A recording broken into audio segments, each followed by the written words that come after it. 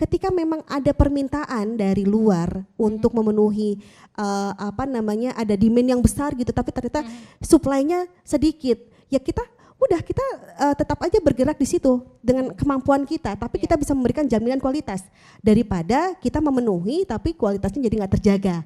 Nah, Most Talk, Most 105.8. Hai Most People, kembali lagi di Most Talk di Drive Time di Most 105.8 delivering the most trending news bersama saya Ferniza Putri dan juga Ibu Irma Mariana STMSI selaku Ketua Tim Kerja Layanan Indikasi Geografis. Bu, Putri mau tanya-tanya lebih banyak lagi nih Bu. Dan bagaimana sih Bu cara meningkatkan pemahaman masyarakat terkait produk IG ini? ya saat ini kita sedang berupaya ke sana terus-menerus ya Mbak Putri, karena memang kalau dibandingkan dengan rezim KI lainnya, IG ini termasuk baru. Ya, kita tuh ketinggalan puluhan tahun dengan negara-negara Eropa ya kalau berkaitan dengan IG. Nah, ini produk IG pertama yang dilindungi saja itu tahun 2017, Kopi Kintamani. Bali. 2017, 2007 maaf salah. 2007 ternyata udah lama banget ya Bu. Lama ya lumayan. Nah artinya dari 2007 sampai dengan 2024 baru terdaftar 129 produk indikasi geografis di Indonesia Mbak. Nah bayangkan kita punya 38 provinsi. 514 kabupaten, mohon maaf kalau salah dikoreksi ya. Kalau tidak salah 514 kabupaten di seluruh Indonesia. Artinya sebenarnya kita punya banyak potensi yang bisa didorong. Ini masih jauh sekali dengan sebenarnya potensi-potensi yang ada dengan jumlah 129 tadi. Nah untuk itu Direktorat Jenderal Kekayaan Intelektual sudah semakin berupaya untuk bisa memperkenalkan lagi ke masyarakat melalui sosialisasi, edukasi, kemudian membuat konten-konten kreatif melalui sosial media kami. Kemudian kami juga sering melakukan audiensi dengan pemerintah daerah. Karena kalau bicara terkait dengan produk indikasi geografis ini pasti akan memerlukan peran yang besar dari pemerintah daerah. Gitu Mbak. Lalu tantangan terbesarnya apa nih Bu dalam membangkitkan produk IG untuk eksis di pasar nasional maupun global? Tantangan terbesarnya adalah seperti ini, karena IG itu adalah secara kepemilikan adalah secara komunal ya, dia tidak bisa dimiliki oleh perseorangan. Artinya perlu pengorganisasian kelembagaan yang baik. Perlu pembinaan yang intens dari pemerintah daerah gitu, supaya kenapa mereka itu perlu dibantu. Jadi IG itu sebenarnya tidak hanya stop sampai dengan pendaftaran saja, tapi pasca terdaftarnya what next gitu, mau diapain gitu. Komersialisasinya mau seperti apa? Karena kalau itu nggak dibantu Mbak, mereka tidak akan ada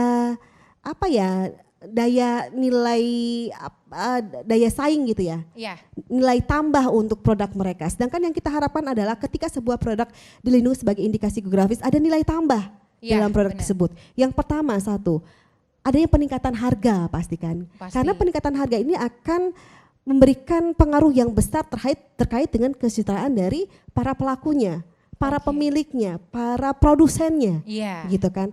Jadi memang ini yang menjadi tantangan kita adalah pasca terdaftarnya ini kita harus berupaya untuk mencarikan mereka. Yang pertama adalah membantu mereka untuk mempromosikan produk mereka, baik secara nasional maupun internasional.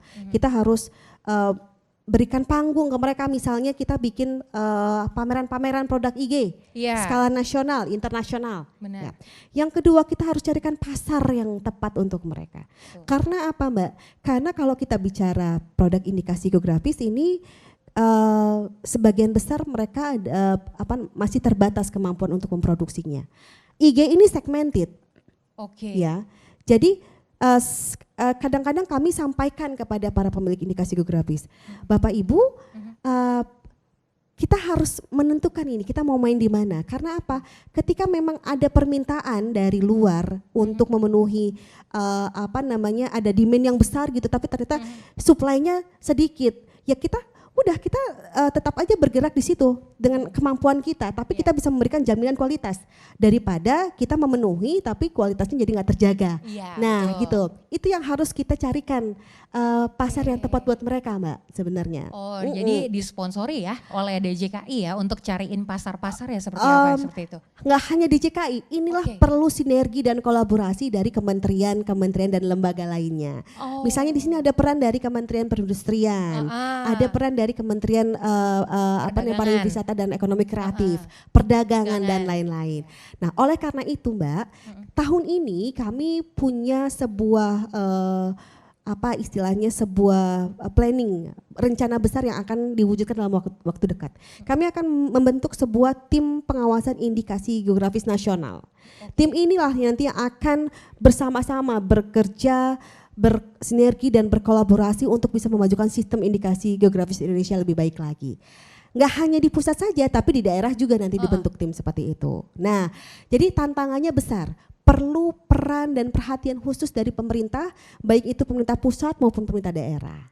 Gitu. Oh gitu, oke Bu. Dan Putri mau tanya juga nih, sebelumnya kan DJKI menetapkan tahun merek ya, 2023 lalu ya? Betul. Iya kan, dan ada penutupannya di tahun merek itu dengan kegiatan merek festival di bulan Oktober tahun lalu. Betul. Betul kan ya? Nah di tahun ini Bu, apakah akan ada nih Bu penutupan tahun indikasi geografis? Tentunya kalau sudah dibuka harus ditutup ya Mbak. Iya. Iya, kalau sudah dibuka harus ditutup. Nah ini nanti tetap akan ada penutupan tahun indikasi geografis karena seperti yang disampaikan di awal bahwa setiap tahunnya DJKI itu akan fokus dalam satu bidang KI. Nah tahun depan nanti pasti ada tematik yang berbeda dengan tahun ini. Nah seperti itu. Jadi sekaligus nanti penutupan tahun indikasi geografis dan pencanangan tahun tematik selanjutnya. Oh gitu, oke Bu. Obrolannya semakin seru ya Bu ya. Putri dan Ibu Irma Mariana STMSI akan kembali sesaat lagi untuk membahas strategi komersial IG melalui marketplace. Tetap stay tune Most People. Most Talk. Most 1058.